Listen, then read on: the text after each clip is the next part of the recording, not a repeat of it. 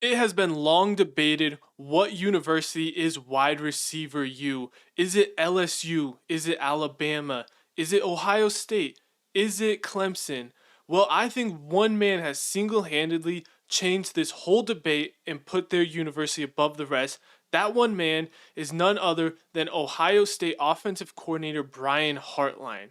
Brian Hartline, give you some background, was a track and football athlete at Glen Oak High School in Ohio. He was a quarterback, then transitioned to receiver. He was also a 2005 state champion in the 110 and 300-meter hurdles in high school, where he then went on to play for Ohio State. He played receiver at Ohio State, had a couple good years, entered the 2009 NFL Draft, where he was picked at pick 108 in the fourth round in the 2009 draft by the Miami Dolphins. He went on to spend 6 years for the Miami Dolphins as a wide receiver before playing 1 year in Cleveland and then retiring from the NFL in 2016, where he then joined the Ohio State coaching staff as a grad assistant in 2017, and he was named the interim wide receiver coach in 2018 before he made the permanent job as a receiver coach in late 2018.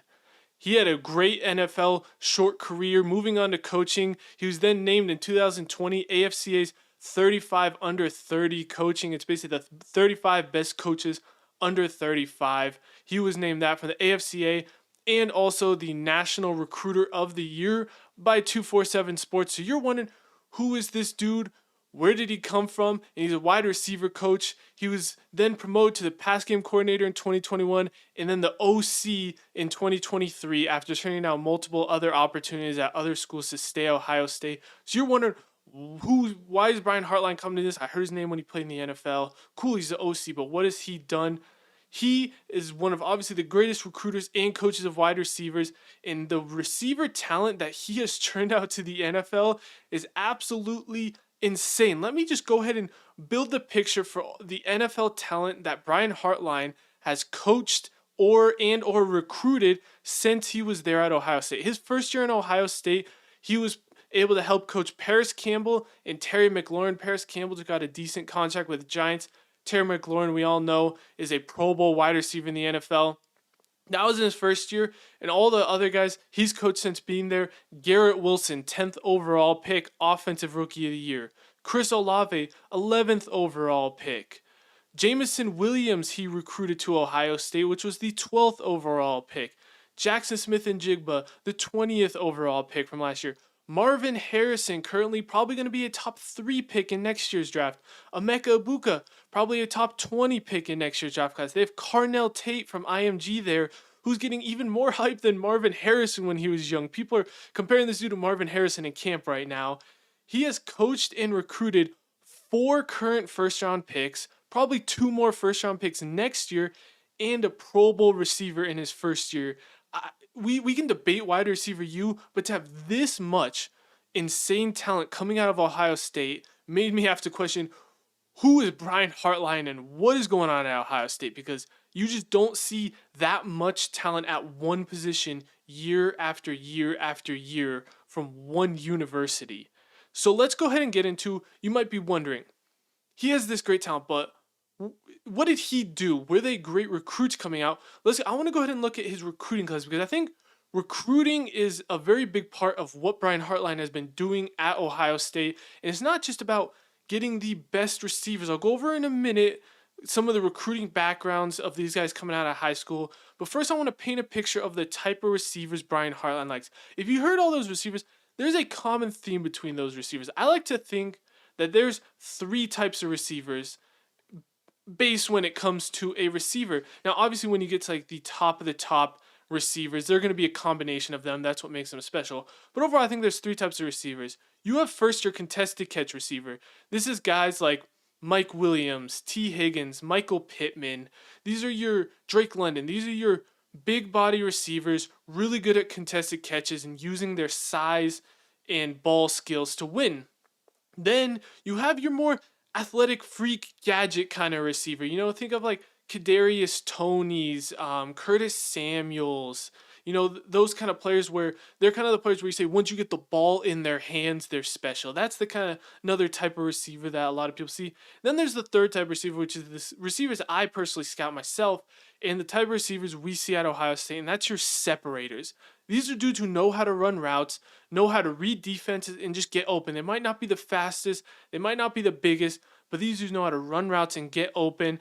Like I said, these are the Ohio State. You think of like Garrett Wilson, Justin Jefferson, Devontae Smith, those kind of dudes who just know the nuances of playing receiver and how to get separation. They might, like I said, they're not incredible contested catch all the time. They're not incredible athletes, but they know how to win.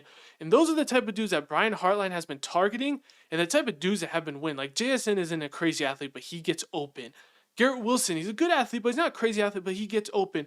Chris Olave is probably the best athlete out of the lot in just terms of speed, but another dude who's smaller but knows how to win on routes and get open.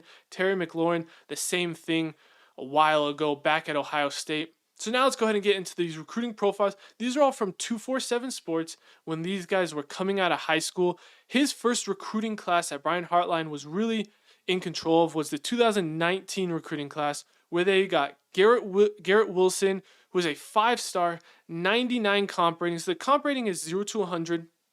I don't know how low you actually get on 0, but it's the comp rating of all the kind of the sites like ESPN, Rivals, 247, On3, kind of combined into a composite rating. Garrett Wilson was 99. He was the second overall receiver on 247 and the 20th overall prospect in his class.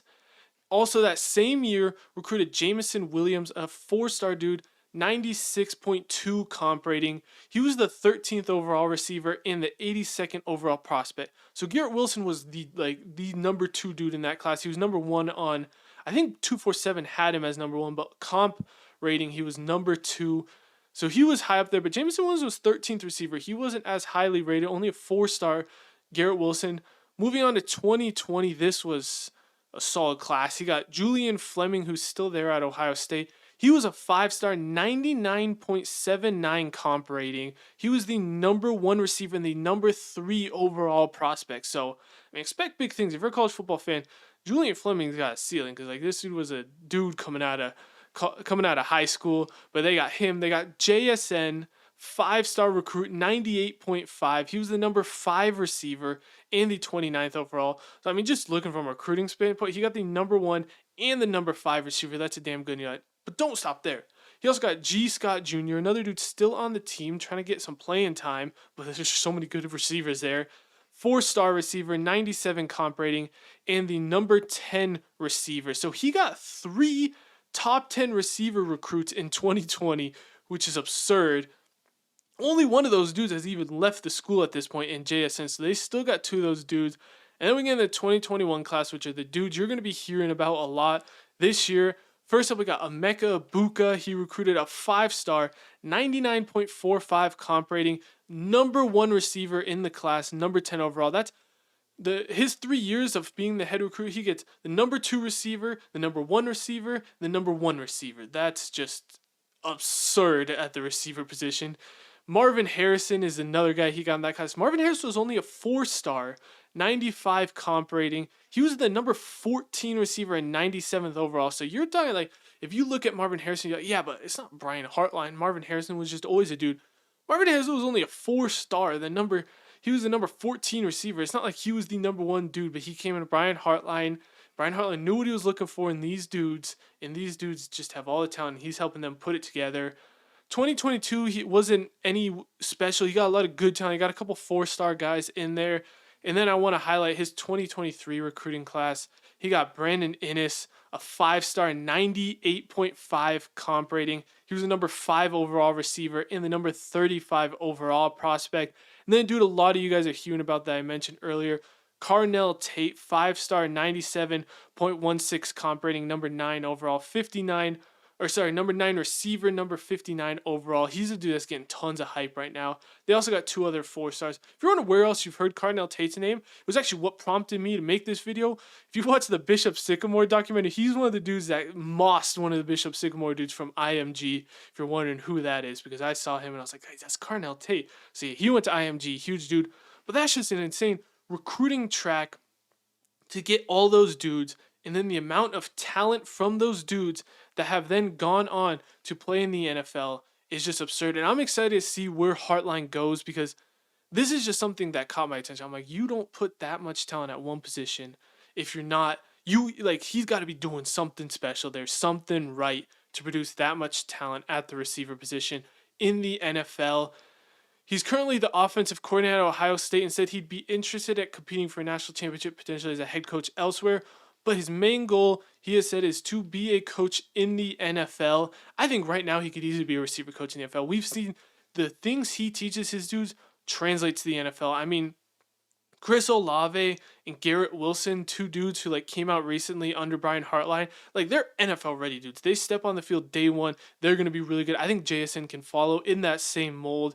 He's going to be dealing with an injury, but I think he'll fall in the same mold of NFL ready. So you can tell he teaches translatable receiver techniques from college to the NFL. And that's what I love so much about these Ohio State receivers and why they're so good is because these aren't just dudes at Ohio State that he's just saying, hey, go deep and moss dudes. He's not like Drake London and Mike Williams. We're like, hey, just go make some insane plays. He's teaching these dudes how to run against defenses, how to get open, how to play defenses, play the routes, and all the little nuances that a lot of receivers don't get until they get to the NFL. A lot of these receivers, like depending on how good their coaching is in college, they might not learn all these nice nuances until they get to the NFL and start learning. Like Justin Jefferson, I think, is a good example. He had great coaching. He was great in college. But when he was able to get to the NFL and learn the extra nuances, that's when he really rose the level of his game. But you can see Brian Hartline, a dude having NFL experience, is teaching these receivers this stuff in college, and that's what's making them so special. Having those talents of route running and understanding of defense at the college level is what makes all these dudes so special and why you're going to keep seeing why, as long as Brian Hartline is at Ohio State, this receiver talent is just going to keep coming. You're going to have first rounders after first rounders after first rounders coming out of Ohio State, and why I think Ohio State, after this next year, when Emeka Egbuka and Marvin Harrison get in the NFL, is going to be the undisputed wide receiver U for colleges. And like I said, I don't think it's going to be a competition anymore. I love Jamar Chase, Justin Jefferson, Odell, Jarvis Landry. LSU's got a good case, but with Marvin Harrison and Emeka Egbuka joining all the insane talent that's come out the last couple of years, Ohio State receivers are going to be running the NFL, whether or not we like it or not. And that's all thanks to the man, Brian Hartline from Ohio State.